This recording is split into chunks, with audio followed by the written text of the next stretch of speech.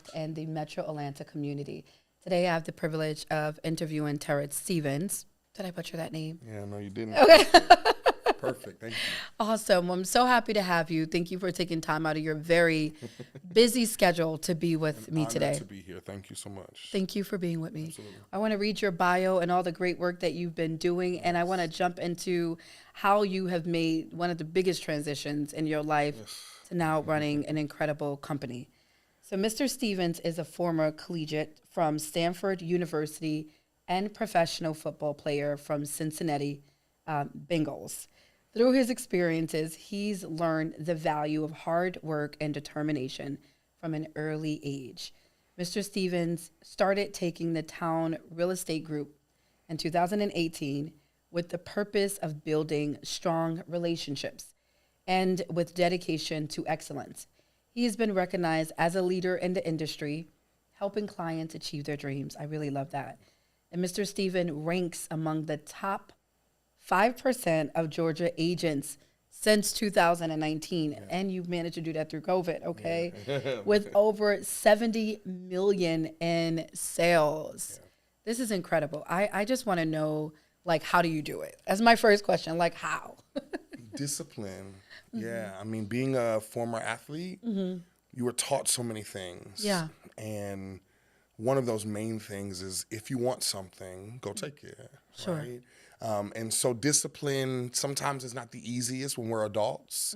I think when you're children, you were told what to do, when to do it, how to do it. But when you're an adult, you have to build that schedule, build that regiment by yourself. Right. And so sometimes when I realize I'm walking into a new season, I'll build a different regiment for myself that is a parallel of what I want, right? And so if I want more, I've got to do more. That's right. If I want more rest, then I rest more, and I do things that keep me in a resting position. So in this season, it is go time. It is a grind season, and so that's what I'm doing. I love it. Yeah. Discipline. And I think that's something we struggle with. Yes. Period. Absolutely. Period. But I want to hear more about your story. You were a professional football player. You made a life decision to leave and to go into something completely different. Tell us, like, what made you make that decision? What was that like? So I'm an only child from the DC, Maryland area. Okay. I never had a love. My first love was in music. Wow. So I'm a singer, and that was my first love. Wow. But my mother looked at me often, and she said, "You're too big. Go play football. Right. We've got to get you involved in sports." Sure. And so from a young age, from 9, I was playing football with people who were genuinely older than me. Because at 9, I looked like 13 and 14-year-olds. Wow. And so because I was larger, I was playing football with larger friends and neighborhood guys, and but I was never really good.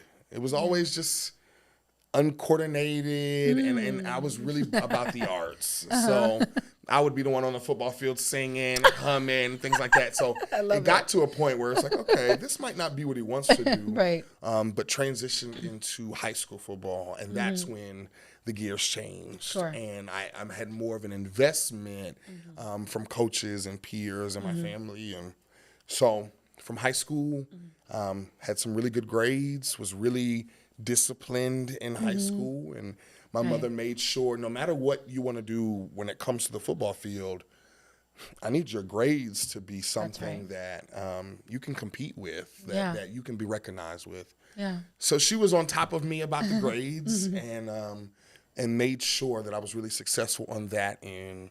And that was a blessing because when it came time for college, which I wasn't saving up for, or I even had people saving up for, my college coach said, we're going to send all of your, or my high school coach, excuse me, said, we're going to send all of your film to the local schools on the East Coast, but you're the only guy who has grades to send to all the Ivy Leagues and the predominantly smarter schools and more intelligent schools. And so he decided to send my film to Stanford. Wow.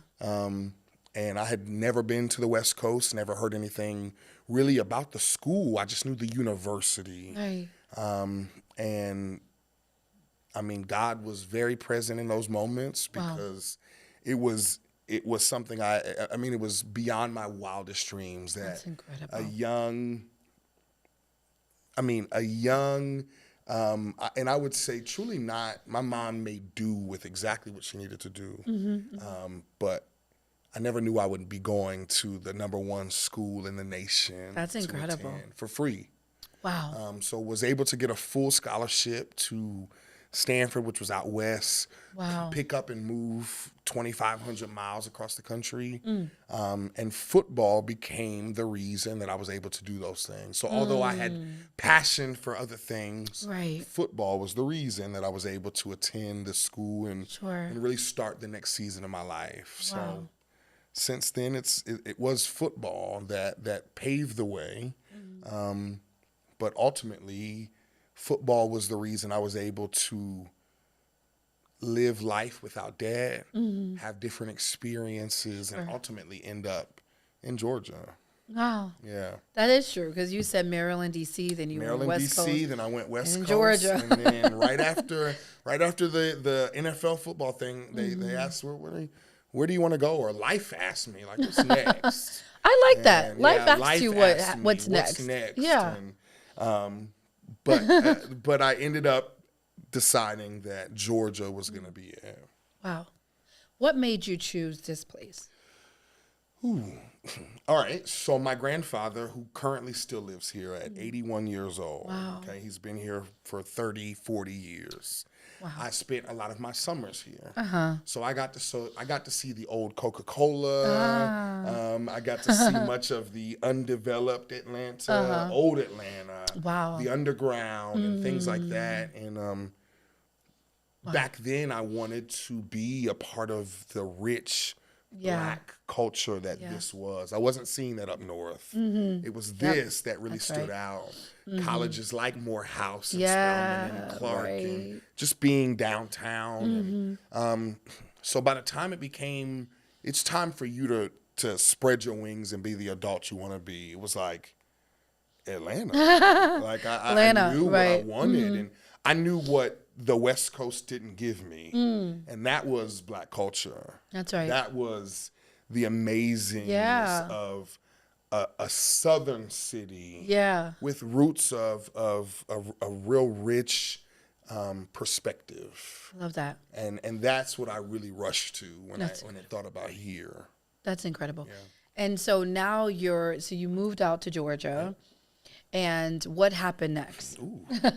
Okay, so I stopped playing football. I moved to Georgia. Yeah. I started a YouTube channel. Okay.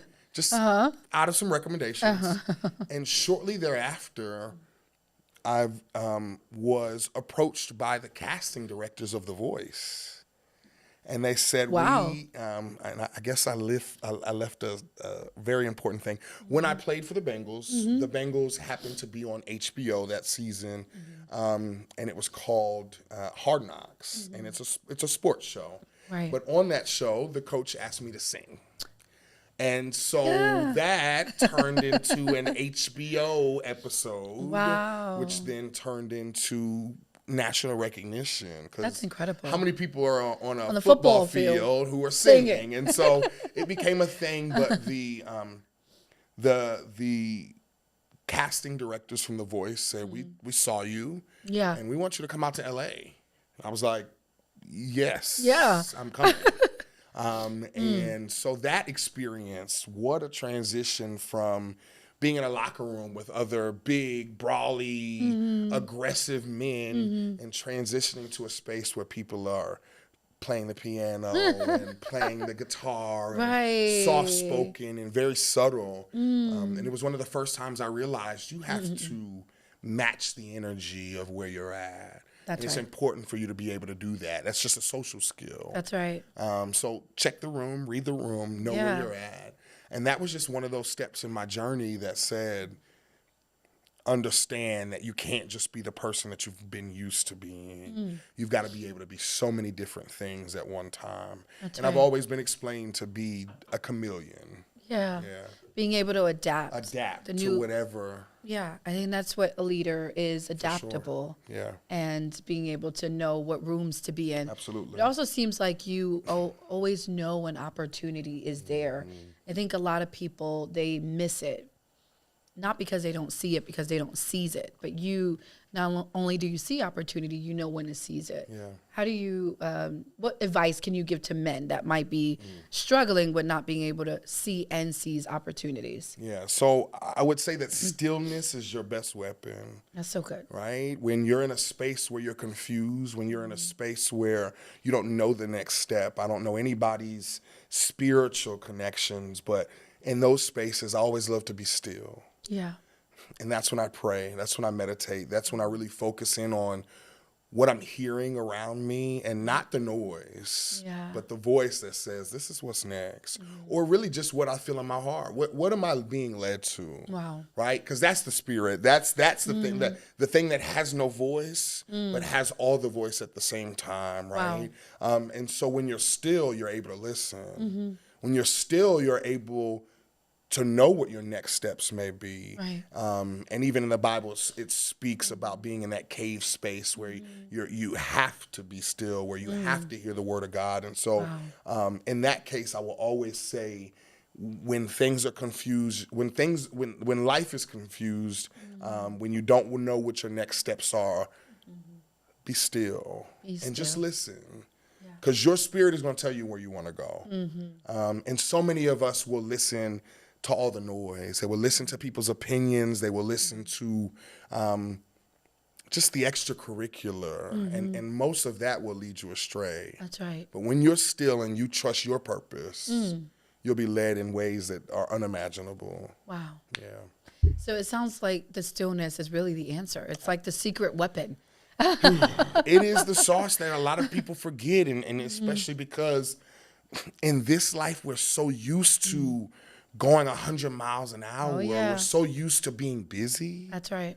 The whole idea of being busy. Culture. The culture of I'm the busiest in the room. I've got to do 12 things at one time. And I've always heard a jack of all trades is truly a master of none. That's right. And so when you stick and you're still, you can focus on being a master. And now when you've mastered something, you can teach those around you, you can uplift those around, or you can move on to the next thing.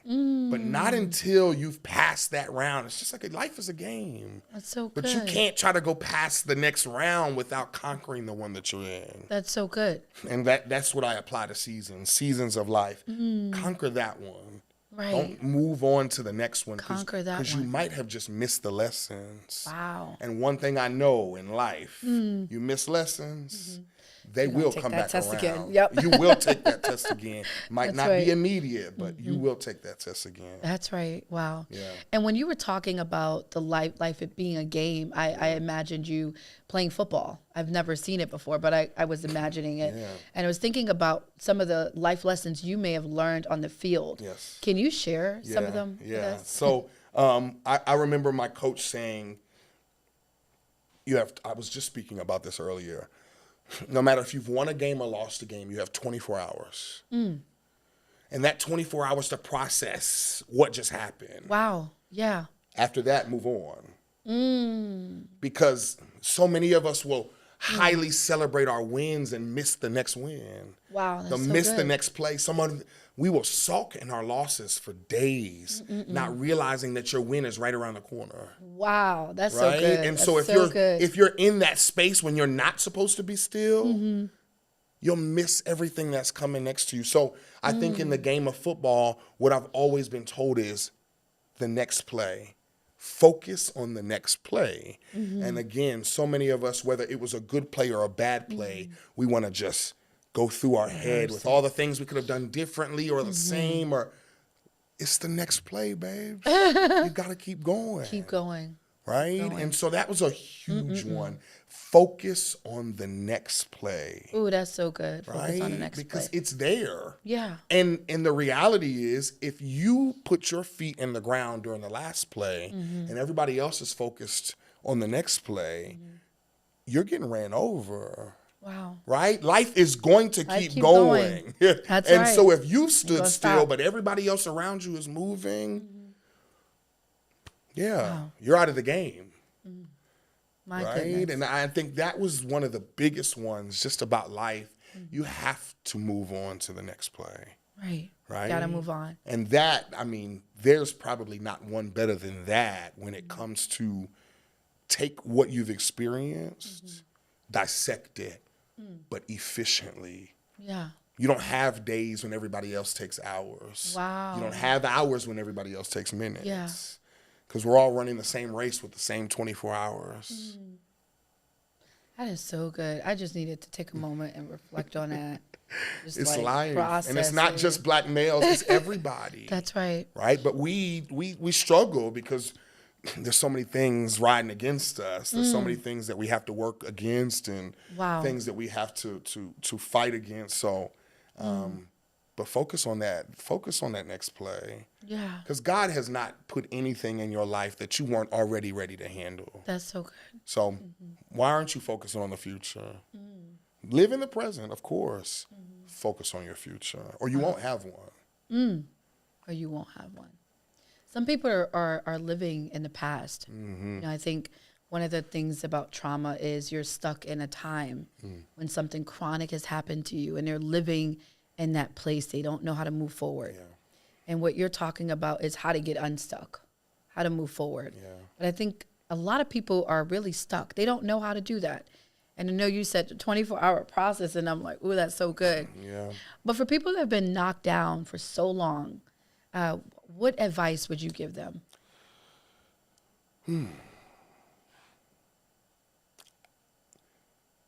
You're only as good as your next page, right? And That's so good. if you're on the last page, Wow. you're not even worried about what's coming next. Therefore, it has no time to grow, blossom, be nourished, Yeah. right? And so I think it's extremely important to nourish your next season, Yeah. right? Nothing can grow without water. Nothing can grow without sun. That's right. Nothing can grow without what's that? The fertilizer That's that right. they speak to, and that's just the process of growth. We learn that in plants. We learn that in food. We learn that in everything. We learn that in people. That's right. When you're growing, you're focused on feeding the growth. Yeah. And so for anybody who's stuck, I would say to get yourself unstuck, you can't be in the last space you were in. That's right. You have to literally and physically imagine yourself Yeah. in the next season, whether that's your manifestation. You know, I lost this, but can I see myself when I've won? Yeah. Right? I think so many people who are stuck, the reality of being in the next space is so far removed from them. But all it is a change of mindset. Yeah. Where's your mind at when you're thinking about the next move? Is it still talking about what you could have done in the past? That's done. It's literally done. It's done. But what's next? And so the power of what you say, I tell people all the time, your words have much more power than your body does. Ooh, that's so good. Right? That's really your, good. Your words Yeah. have so much more power, right? And people don't realize, and I think this too, the subconscious, your subconscious is controlled by your mind. That's right. It's not, you can't move without already saying, move that hand. That's right. That's You right. can't move your feet without your mind saying move. That's right. And so if your mind is not saying next step, next season, next play, your body will never do it. Wow. So remind yourself how you must talk to yourself if you're thinking about the future. That's so good. But if you're steadily on the past, you've left no room for what's to come. That's right. Wow. I just need to take another moment. I'm Oh, sorry. I stop. just need to. All of that and yeah. more, everything you said, it's your mind. Your mind is such a powerful thing, but you talked about you have to be able to shift your paradigm. Yeah.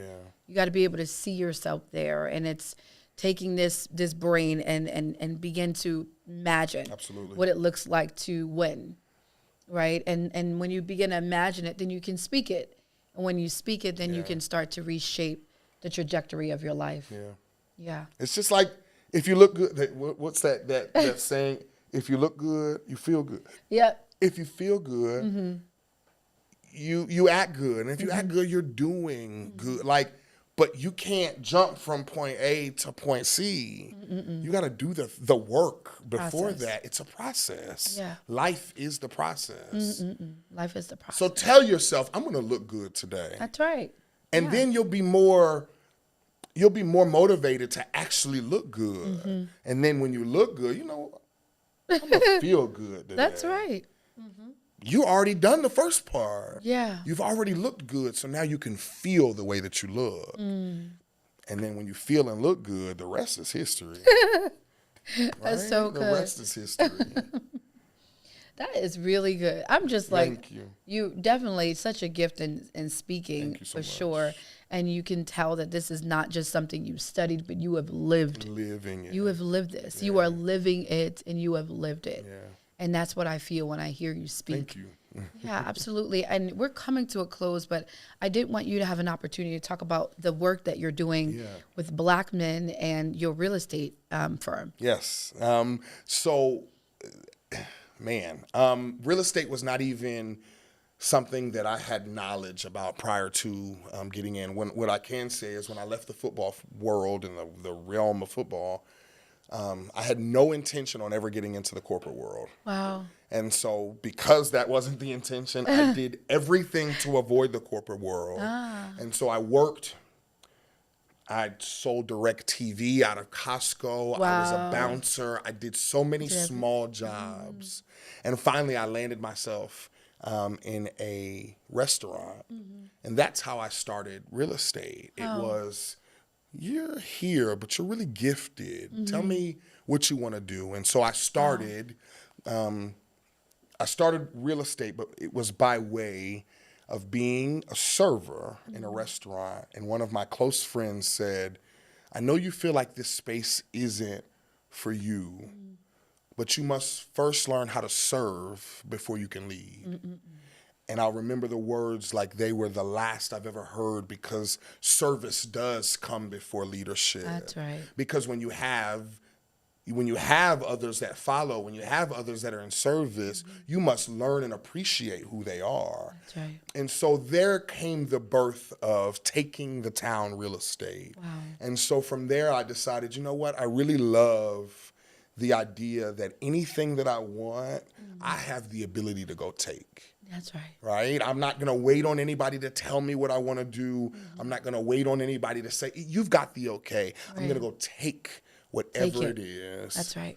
And so Taking the Town Real Estate is an all-Black male, ran and I'm the owner, ran and owned. That's awesome. By myself and others, that we continue to build what it means to be a Black man in business, but what it means to be one of the most in one of the most lucrative professions there is. And we're always, I think naturally, we've always, and just by way of where we come from, we're always being told that we can be the work.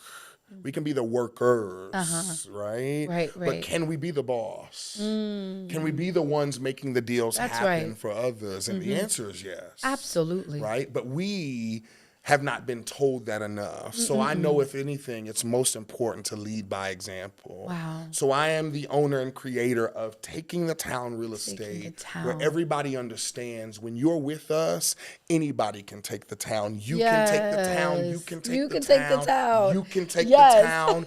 And the reality is it's there to take. That's right. And so in the life of real estate, we have to take the land that these houses are on. We have to take the opportunities that are there, and the investments, whether in ourselves or out there in the world. My entire business is about taking what you want, what you deserve, what you've been told no for. And I love a bold person who will walk in a room and take what's there. That is so good. Because there are some that will sit back, but that's not us. We'll go out there and take it. Come on. Because nobody's going to give you what you feel like you want. But you better go take it. That's right. You better take it. This is so good. We got to bring you back. I'm more We got to than bring happy you to. back, because you have developed a prototype, a blueprint that I think is shifting our entire generation and generations to come. And so I really want to hear more about how you've been designing this and how to help other Black men come into their place and take it. I mean, and that even that in itself sometimes has a negative connotation, right? But when you're doing it with skill, when you're doing it with experience, when you're doing it with trust, people have no choice but to really lean in on who you are and what you do. That's good. And so I'm just leaving a closing where clients say, you know what?